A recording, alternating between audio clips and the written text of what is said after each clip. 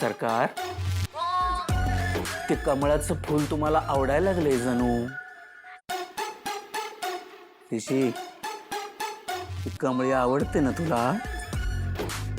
हा, हो हो हो हो म्हणलायस. नाही हो म्हणलास. आता हो म्हणलायस.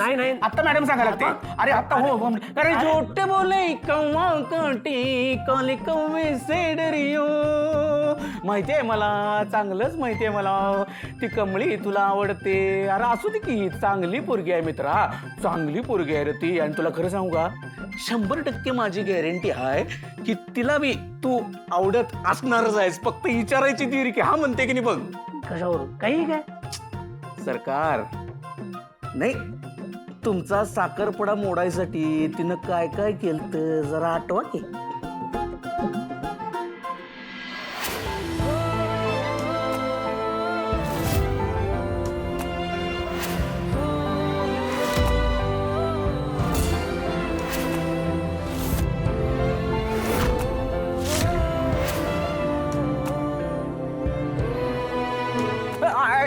सरकार सर, ऋषी सर, ओ ऋषी सर, मला माहितीये की तुम्हासने मी आवडते. मला मी तुम्ही आवडत असा. ऋषी सर, ओ ऋषी सर.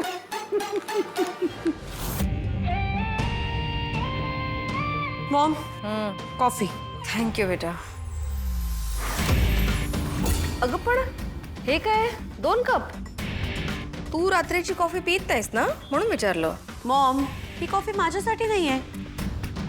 एक कॉफी तुझ्यासाठी आणि दुसरी पचका ग्रॅनीसाठी. अनिका, काय बोलतेस तू? तुझी ग्रॅनी आजी येते. हा मग अजून काय म्हणू?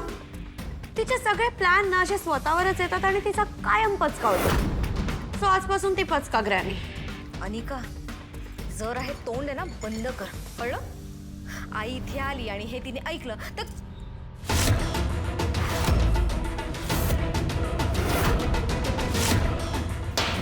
आई ये ना आत ये.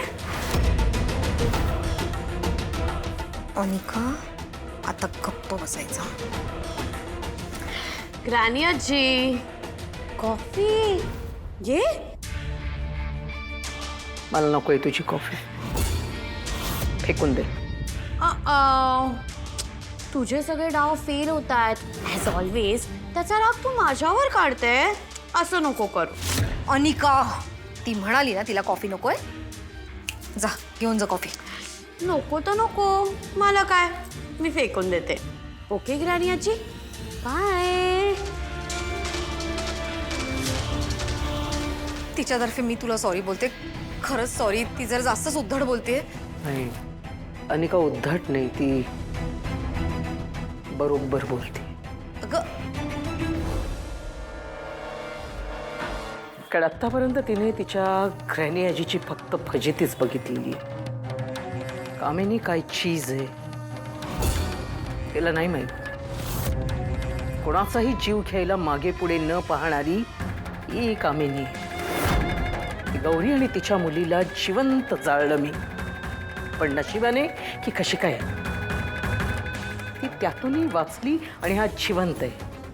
हे सगळं करण्यासाठी मी काय काय केलंय याची अनेका कल्पना सुद्धा करू शकणार नाही. ती गावछाप कमळी, मला वाटत होतं ती साधी सुधी गावची पोर आहे, त्यामुळे खेळ खेळत होते. रागिणी, हा, आता हा खेळ नाही, युद्ध सुरू झालंय. त्या कमळीची माझ्याशी गाठ आहे आणि यापुढे तिच्या आयुष्यात येणाऱ्या प्रत्येक क्षणाला तिला सामोरं जावं लागणार आहे वेगवेगळ्या संकटांना. तर कमळी, प्रत्येक दिवस असा मोजत राहा. दुसऱ्या दिवशीचा सूर्य उगवतो की नाही याची वाट बघत राहा.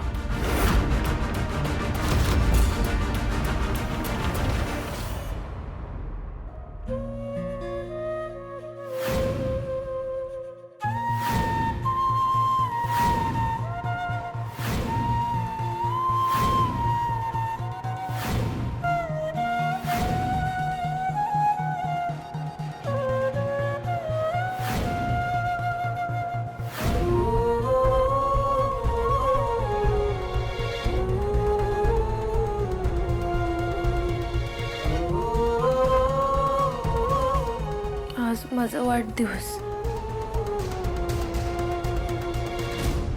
आज बी आयानं आबांसंग बोलणं झालेलं नाही. आईनं माझ्यासाठी काहीतरी गोडाचं बनवलं असेल. आबांनी तर तुळजाईच्या देवळात जाऊन माझ्यासाठी पूजा घातली असेल. आईला विचारून अख्ख्या गावात प्रसाद वाटला असेल.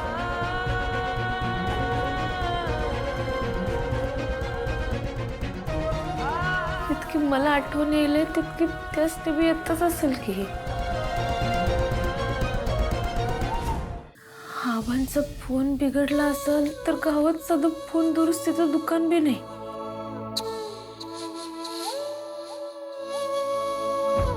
असणे बी वाटत असेल की माझा आवाज ऐकावा असा. तर सारखंच म्हणत असतील, कुठं गेली माझी कमळी. गेली ती गेलीच. साधं फोन करायची बी सूद नाही तिला.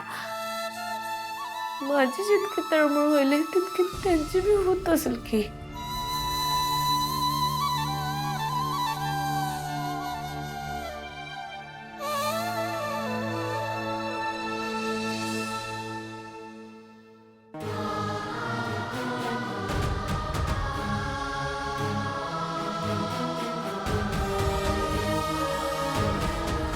प्रिय ओल्ड मॅन,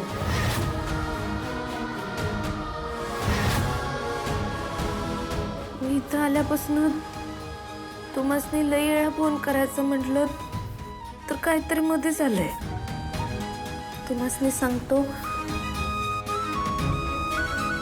इथं आल्यापासून नुसती पिढा मागं लागली आहे माझ्या.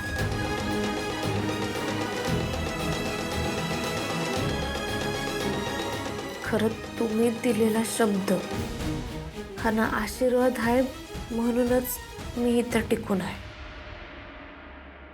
निंगी आणि पंड्याची लय मदत होत्या. आणि ऋषी सर ते तर सावलीसारखं माझ्या मागं मदत करायला उभं असतात.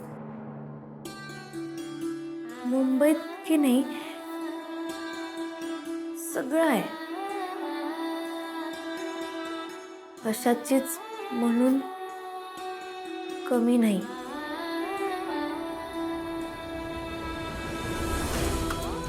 सकाळी उठलो का अभ्यास, मग कॉलेज, मग प्रॅक्टिस. रात्र होस्तर कसा दिवस जातोय माझं मला बी कळत नाही. खरं रात झाली, आजूबाजूला सगळं गप निश्चित झालं का मन उगाच कावरं व्हायला लागतंय. खरं इथं डोळ्याला झोपच नाही मिळतो. आईच्या कुशीतली बिनगुर झोप ही शर नाही देत.